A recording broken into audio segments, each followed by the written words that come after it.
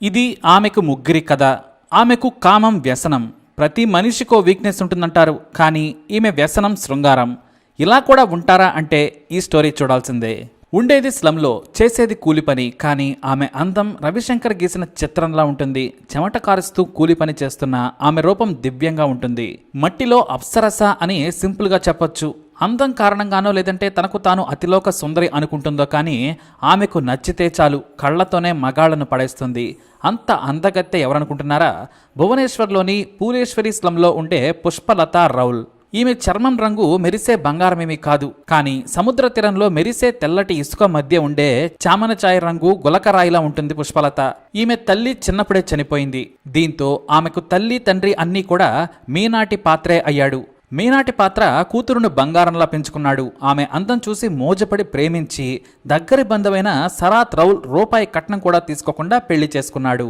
తానే అన్ని ఖర్చులు పెట్టి పెళ్లి చేసుకున్నాడు. పెళ్లికి ముందు తండ్రి అంటే భయం, ప్రేమతో పాటు గౌరవం కారణంగా ఎలాంటి ప్రేమ వ్యవహారాలు కూడా నడపలేదు. ఆమె తండ్రి గీసిన గీతను దాటలేదు. మురికి వాడలో ఉంటున్న ప్రవర్తనలో పుష్పలత నిజంగానే మచ్చలేని మణిపూస. 16 ఏళ్లకే పెళ్లి చేసుకున్న పుష్పలతకు మొదటిసారి శృంగారంలో ఉన్న మజా తెలిసింది. ఆ తర్వాత దానికి బానిసైపోయింది. అయితే 20 ఏళ్ల వయసులోనే ఉన్న ఆమె భర్త సరాత్ కూడా ఆమెకు కావలసినంత సుఖాన్ని ఇచ్చాడు. కానీ ఆమె ఆకలి సరాత్ ఎప్పటికీ తీర్చలేనిది. బతకడానికి పని చేయాలి కాబట్టి ఆమె పనిలో పడి తన కోరికలను మరిచిపోయేది. రాత్రైతే మాత్రం ఈ మోడర్న్ క్లియోపాత్ర తోడు కోరుకునేది. ఆమెను పిచ్చిగా ప్రేమించిన సరాత్ సుఖపెట్టాడు. కాకపోతే బెడ్పై ఆమె వింత ప్రవర్తన చూసి చిరాకు పడేవాడు. ఎవరికైనా కొంత లిమిట్ ఉంటుంది. పుష్పలత మాత్రం తనకు తానుగా విరహంతో రగిలిపోయేది. అదే సమయంలో సరాత్ బయటకు చెప్పుకోలేని భార్య ప్రవర్తనతో రగిలిపోయేవాడు. ఆమె మీద చివరకు అతనికి చిరాకు కలిగింది. దీంతో సీరియస్ వార్నింగ్ ఇచ్చి పద్ధతిగా ఉండమని చెప్పడం మొదలుపెట్టాడు. పెళ్ళై 4 ఏళ్లైనా సంతానం మాత్రం కలగలేదు. ఓవైపు సరాత్ ప్రాణంగా ప్రేమించిన ఇంటి పక్కనే ఉండే మరో యువకుడైన సంజయ్ను తన చూపులతో పడగొట్టింది. మంచి చీర, నగలు పుష్పలతకు పెట్టాలి, కానీ ఆమె చిత్రం గీయడానికి రవివర్మ మళ్లీ పుట్టాల్సిందే. ఆమె అందానికి కాదు, చూపులకే ఏ మగాడైనా ఫ్లాట్ కావాల్సిందే. అలాంటిది కన్స్ట్రక్షన్ కంపెనీలో పనిచేసే సంజయ్ను మోహించింది. తండ్రి భర్త ఉండగానే అతని గదిలోకి ఏదో వంకతో వెళ్లేది పుష్పలత. దీంతో చిరాకు పడి పరువు పోగొట్టుకోవడం కంటే వెళ్లిపోవడం మంచిదని సరాత్ చెప్పా పెట్టకుండా వెళ్లిపోయాడు. 6 నెలలైనా అతని జాడలేదు. అతని తల్లిదండ్రులను సంప్రదిస్తే నీ కూతురు మదపిచ్చి తగ్గించుకోమని సలహా ఇచ్చారట. దీంతో పుష్పలత తండ్రి మీనాటి పాత్ర తలదించుకోవాల్సిన పరిస్థితులు ఏర్పడ్డాయి. ఇక ఆమె మొదటి భర్త వెళ్లిపోవడంతో సంజయ్ ఇంట్లోనే ఎక్కువగా గడిపేది. దీంతో ఆమె తండ్రి ఆమెకు వార్నింగ్ ఇచ్చాడు. ఇలాంటి ప్రవర్తన తనకు నచ్చదని చెప్పాడు. ఆ మాట అన్న మరునాడే సంజయ్తో కలిసి లేచిపోయింది. అక్కడ సంజయ్తో బాగానే 6 ఏళ్ల పాటు కాపురం చేసింది. అతను కూడా పెళ్లి లేకుంటే ఏంటి, భార్యాభర్తల్లాగానే ఉంటున్నాం కదా అనుకున్నాడు. సంజయ్ పద్ధతిగానే ముందు నుంచి పుష్పలతను కంట్రోల్లో పెట్టాడు. అతను కూడా ఆమె అందాన్ని ఆస్వాదించేవాడు. భార్య లేకుండా నిమిషం కూడా గడిపేవాడు కాదు. ఆమెను ఫంక్షన్లకు కూడా తీసుకెళ్లేవాడు కాదు. ఎందుకంటే ఆమె పక్కనుంటే ఎవరైనా సరే తనను ఒక జోకర్లా అంతా చూస్తారు.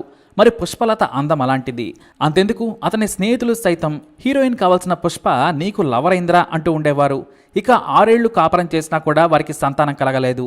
అయితే వేరే చోట పని ఉందని సంజయ్ ఒక కాంట్రాక్టర్తో వారం పాటు కటక్ వెళ్ళాడు. ఈ వారం గ్యాప్ అంటే ఒక చిన్న గ్యాప్ను కూడా పుష్పలత తట్టుకోలేకపోయింది. అంతా బానిస. దీంతో తాను పనిచేసే చోట పిత్రరంజన్ అనే యువకుడిని అందంతో ఫ్లాట్ చేసింది. అది మొదటి రోజే.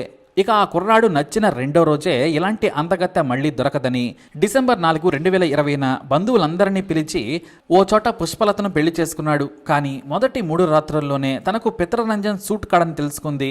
శోభనం రోజు కూడా ఎంజాయ్ చేయకుండా ఫుల్లుగా తాగొచ్చాడు. పగలంతా బయట తిరిగి రాత్రి సమయంలో ఏదో కొత్త భార్య తప్పదన్నట్లుగా చూసుకునేవాడు. దీంతో 4 రోజులు 3 రాత్రులు గడిపి మళ్లీ సంజయ్ ఇంటికి వచ్చింది. కానీ ఈలోపే సంజయ్ ఊరి నుంచి వచ్చేశాడు. కొత్త చీరలు, కొత్త నగలు చూసి పుష్పలతను నిలదీశాడు. చేసేదేమీ లేక తాను పిత్రరంజన్ను పెళ్లి చేసుకున్నానని చెప్పింది. ఆ కుర్రాడు సంజయ్ కిందే పనిచేస్తాడు. మరి శోభనం అయిపోగానే వచ్చేసావా అని బూతులు తిట్టడం మొదలుపెట్టాడు సంజయ్. దానికి మరి నువ్వు పెళ్లి చేసుకోకుండా నీతోనే జీవితాంతం ఎలా ఉంటానని ప్రశ్నించింది. పెళ్లి మాత్రమే చేసుకోలేదు, నీకు ఏనాడైనా ద్రోహం చేశానా? కూలి పనులు కూడా మానిపించి సుఖపెడుతున్నాను. ఇంతకంటే ఏం చేయాలి? మనం సొంత ఇల్లు కట్టుకున్నాక మా ఊరు తీసుకెళ్తాను కదా అన్నాడు. ఆమె తప్పయింది అని చాలా సింపుల్గా సంజయ్కు చెప్పింది. కానీ సంజయ్ ఆమె మీద విరక్తి చెందాడు. పని మీద ఊరెళ్తే మరొకడిని పెళ్లి చేసుకుని 3 రాత్రులు గడిపి రావడం అనే ఆలోచనే తట్టుకోలేకపోయాడు. డిసెంబర్ 29, 2020న మద్యం తాగిన మైకంలో పుష్పలతతో గొడవ పెట్టుకున్నాడు. ఆ సమయంలోనే తాను ప్రాణంగా ప్రేమించిన మోసం చేస్తావా, నీకు మనసెలా వచ్చిందని పుష్పలత గొంతు నులిమి చంపేశాడు సంజయ్. ఆ తర్వాత రాత్రి 1 గంట సమయంలో తన స్నేహితుడు శ్రీకాంత్ దాస్ అలియాస్ చెంగుని పిలిచాడు. విషయం చెప్పి బోరుమన్నాడు. శవాన్ని మాయం చేసేందుకు సాయం చేయాలని చెంగు చేతులు పట్టుకుని ఏడ్చాడు సంజయ్. తనకు పుష్పలతను చంపాలని లేదు, కానీ ఆమె కామపిచ్చి శృంగారం కోసం ఎంతకైనా తెగిస్తుంది. నాకు తెలిసే ఇలా వెళ్ళిందంటే తెలియకుండా ఎంతమందితో తిరుగుతుందోనని అనుమానం వ్యక్తం చేశాడు. ఇక చెంగు చిన్నప్పటి నుంచి కలిసి తిరిగిన స్నేహంతో తన బాస్ బొలెరో వాహనాన్ని తీసుకొస్తానని చెప్పాడు. ఈలోపు శవం మీద ఫింగర్ ప్రింట్స్ లేకుండా పారేసేందుకు హ్యాండ్ గ్లౌస్తో పాటు సర్జికల్ కత్తులను కొనుక్కొని రావాలని కూడా చెప్పాడు. చీకట్లోనే హ్యాండ్ గ్లౌస్ దొరికాయి, కానీ పదునైన కత్తులు దొరకలేదు. దీంతో ఇంట్లో ఉన్న చికెన్ను కట్ చేసే పదునైన కత్తిని షార్ప్గా చేశాడు సంజయ్. ఆ కత్తితో మొండాన్ని తలను వేరు చేశాడు. ఆ తర్వాత ఎవరూ చూడని సమయంలో వేగంగా పుష్పలత బాడీని బొలెరో వాహనంలో వేసుకొని అంధారో హైవే పక్కన పొదల్లో పడేశారు. వేరు చేసిన తలను మరో సంచిలో వేసుకొని దగ్గరలోని అడవిలో పడేసి వచ్చారు. ఆ తర్వాత దారిలో మద్యం కొనుక్కొని దాబాలో ఫుల్లుగా తాగి తిని అదే వాహనంలో తెల్లారే వరకు పడుకున్నారు. ఉదయం భువనేశ్వర్ వచ్చి వాహనాన్ని చెంగు బాస్ ఇంట్లో పెట్టి తమ స్వగ్రామానికి పారిపోయారు. ఇక అదే రోజు ఉదయం ఒక పశువుల కాపరి తలలేని బాడీని చూసి భయపడి పోలీసులకు ఫిర్యాదు చేశాడు. దీంతో సిటీ క్రైమ్ బ్రాంచ్ను హ్యాండిల్ చేయాలని డీజీపీ ఆదేశించారు. తలలేని మొండెం ఎవరిదో గుర్తించడం పోలీసుల వల్ల కాలేదు. దీంతో ఏం చేయాలో వారికి తెలియలేదు. ఢిల్లీ ఎయిమ్స్కు పంపి DNA పరీక్షలు చేయించారు. ఒక్క మిస్సింగ్ రిపోర్ట్ కూడా పోలీసులకు రాలేదు. పాత కేసులతో పోల్చడానికి ఛాన్సే లేదు. కొత్తగా బాడీ, అది కూడా హత్య చేసి 24 గంటలు కూడా కాలేదని పోస్ట్ మార్టంలో తేలింది. రాష్ట్రం మొత్తం మీద మిస్సింగ్ కేసులు చూసినా ఫలితం లేకుండా పోయింది. అన్ని మీడియాల్లో ఈ వార్త వచ్చినా ఎవ్వరూ పట్టించుకోలేదు. సరిగ్గా పుష్పలత చనిపోయిన 14వ రోజు ఆమెకు ఫోన్ చేశాడు తండ్రి మీనాటి పాత్ర. స్విచ్ ఆఫ్ అని రావడంతో సంజయ్కు కాల్ చేశాడు. ఆమె నా దగ్గరకు రాలేదు, పిత్రరంజన్ అనే వ్యక్తిని పెళ్లి చేసుకుని వెళ్ళిపోయిందని చెప్పాడు. తన కూతురు కోసం మీనాటి పాత్ర వెతుకుతుండగానే ఆమె కొత్త భర్త పుష్పలతను నాతో పంపండి మావయ్య అంటూ పిత్రరంజన్ అతని కాళ్ల మీద పడ్డాడు. అసలు ఈ పిత్రరంజన్తో పుష్పలత పెళ్లి జరిగిన విషయం కూడా అతనికి తెలియదు. పుష్పలత నా దగ్గర లేదు, మీ ఇంట్లో ఉందని సంజయ్ చెప్పాడని మీనాటి పాత్ర అన్నాడు. అతనెవరు అని పిత్రరంజన్ అడగడంతో అతను పుష్పలత రెండో భర్త అని చెప్పాడు. దీంతో పిత్రరంజన్కు ఫ్యూజులు ఎగిరిపోయాయి. నాతో పెళ్లి కాలేదని, ఇదే మొదటి పెళ్లి అని చెప్పి పుష్పలత నన్ను పెళ్లి చేసుకుందని పిత్రరంజన్ ఆమె తండ్రిపై సీరియస్ అయ్యాడు. ఆ తర్వాత పోలీసులకు కంప్లైంట్ చేద్దాం పదా అన్నాడు. నేను రానని పుష్పలత తండ్రి చెప్పాడు. నువ్వు రాకుంటే ఆమె కనిపించడం లేదని నన్ను అనుమానిస్తారు, నువ్వు రావాలని పిత్రరంజన్ ఒత్తిడి చేయడంతో ఇద్దరూ కూడా పోలీసులకు ఫిర్యాదు చేశారు. తమ కూతురు కనిపించడం లేదని ఫోటో ఇచ్చి భువనేశ్వర్లోని కాందగిరి పోలీసులకు ఫిర్యాదు చేశాడు పుష్పలత తండ్రి. ఆ ఫోటోను చూడగానే క్రైమ్ బ్రాంచ్ పోలీసులకు సమాచారం ఇచ్చారు. వాళ్ళు ప్రభుత్వ ఆసుపత్రిలో మార్చరీలో ఉన్న తలలేని మొండాన్ని చూపించి గుర్తుపట్టాలని కోరగా తన కూతురిదేనని చెప్పి విలపించాడు పుష్పలత తండ్రి. తనకున్న గుర్తులతో అతను సరిపోలి చూశాడు. ఆ బాడీ ఆమెదే. ఇక మీకు ఎవరి మీద అనుమానం ఉంది అంటే తమకు సంజయ్ మీద అనుమానం ఉంది అని అతను చెప్పడం జరిగింది. దీంతో ప్రత్యేక బృందాలు సంజయ్ కోసం గాలింపు చేపట్టారు.